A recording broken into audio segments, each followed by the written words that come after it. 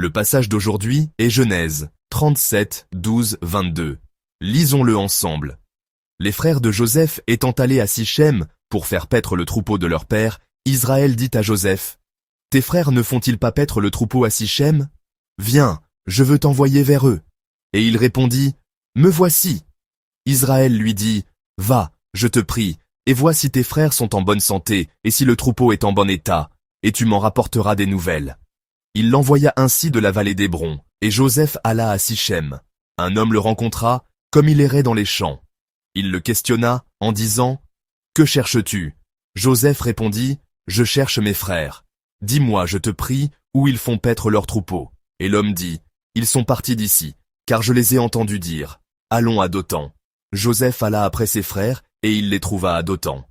Ils le virent de loin, et, avant qu'il fût près d'eux, ils complotèrent de le faire mourir. Ils se dirent l'un à l'autre, « Voici le faiseur de songes qui arrive. Venez maintenant, tuons-le, et jetons-le dans une des citernes. Nous dirons qu'une bête féroce l'a dévoré, et nous verrons ce que deviendront ses songes. » Ruben entendit cela, et il le délivra de leurs mains. Il dit, « Ne lui ôtons pas la vie. » Ruben leur dit, « Ne répandez point de sang.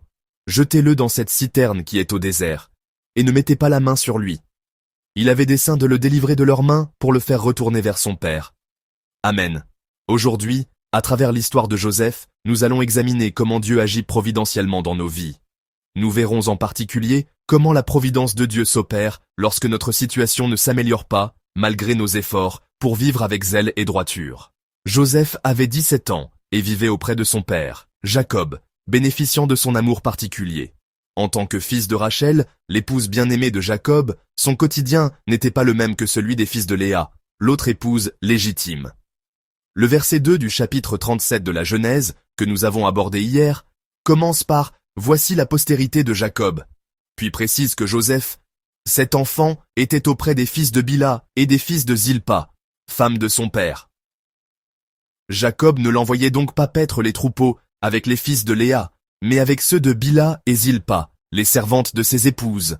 Autrement dit, il était avec les fils, issus des concubines, et non ceux de l'épouse la plus honorée. Pourquoi ce choix? On peut supposer que Jacob, bien que Joseph fût le fils de sa vieillesse, connaissait les tensions entre Léa et Rachel. Il a sans doute voulu l'éloigner des fils de Léa, déjà adultes, et l'a plutôt placé avec les fils de Bila et Zilpa, plus proches en âge, et, pensait-il, moins susceptibles de le haïr. Cependant, à la demande de son père, Joseph part à Sichem pour rejoindre ses frères qui faisaient leur paître les troupeaux. Pour ceux qui ont notre application iWorship, vous avez peut-être vu sur la carte que la distance entre Hébron, où il se trouvait, et Sichem était considérable. Joseph obéit à l'ordre de son père et se rendit à Sichem. Mais ne trouvant pas ses frères là-bas, il poursuivit sa route jusqu'à un lieu nommé Dothan. La distance en ligne droite de Sichem à Dothan est d'environ 20 à 25 km. Mais en suivant les chemins de pâturage dans cette région montagneuse, il a dû parcourir près de 30 km supplémentaires. Joseph avait déjà parcouru une distance suffisante pour se dire « Je ne sais pas où sont mes frères » et rentrer. Pourtant, il poursuit sa route. La fin du verset 2 nous dit « Et Joseph rapportait à leur père leurs mauvais propos ». On pourrait donc s'attendre à ce que ce Joseph, qui n'hésitait pas à dénoncer les fautes de ses frères à son père, se contente de rentrer et de dire « Père, tu m'as envoyé à Sichem », mais il n'y était pas. Au lieu de cela, nous voyons un Joseph qui obéit fidèlement à l'ordre de son père. Cependant, cette fidélité de Joseph, combinée à son attitude immature, a produit des résultats inattendus. C'était un Joseph qui racontait ses rêves à ses frères sans ménagement. De plus, concernant les fautes de ses frères, le verset 2 parle de leurs mauvais propos, dont la cible était sans doute leur père. Il semblait avoir cette mentalité de favori de son père, pensant « Mes frères ont mal agi, ils méritent une leçon ». Tout en étant fidèle à son père, il était dur avec ses frères. Avez-vous déjà eu un frère ou une sœur comme ça dans votre famille? Quelqu'un qui semble très bien se comporter avec les parents, mais qui est très agaçant avec vous? Oui, j'en avais un comme ça à la maison, le bon élève. Moi j'étais plutôt le fils qui aimait s'amuser, et j'avais un petit frère qui étudiait bien. Quand ce petit frère studieux faisait une bêtise, il disait « C'est mon grand frère qui a fait ça ». C'était très agaçant. Et quand ma mère levait la main pour me gronder en disant « Espèce de vaurien », mon petit frère disait « Ne frappe pas mon grand frère », ce qui était encore plus exaspérant. C'est à cause de lui que j'allais me faire punir. Certains d'entre vous ont peut-être vécu des situations similaires. Quoi qu'il en soit, Joseph, en obéissant fidèlement à la parole de son père, tout en agissant selon sa propre conception de la justice, a déclenché, à cause de son immaturité, une réaction qu'il n'aurait jamais imaginée. Ses frères ont voulu le tuer. On peut imaginer à quel point ses frères le haïssaient pour en arriver à vouloir le tuer. Mais qui étaient les frères qui se sont opposés à ce projet? Quand ses frères ont cherché à le tuer, c'est Ruben qui a tenté de le sauver. En tant que premier-né, on pourrait penser que c'est normal. Mais un peu plus tard, c'est Juda qui a dit « Ne tuons pas notre frère ».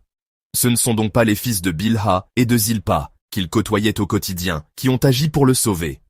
Au contraire, ce sont Ruben et Juda, dont Jacob voulait l'éloigner, qui ont tenté de sauver leur jeune frère, tandis que les frères dont il était le plus proche nourrissaient l'intention de le tuer. Cela nous amène à nous demander à quel point son comportement a pu être insupportable pour que même les frères qu'il fréquentait le plus veuillent sa mort.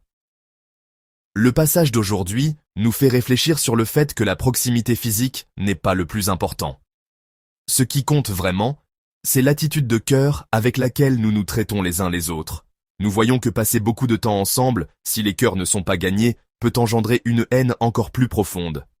Les frères en sont arrivés à vouloir tuer leur jeune frère Joseph, montrant que la haine au sein de la famille avait atteint son paroxysme.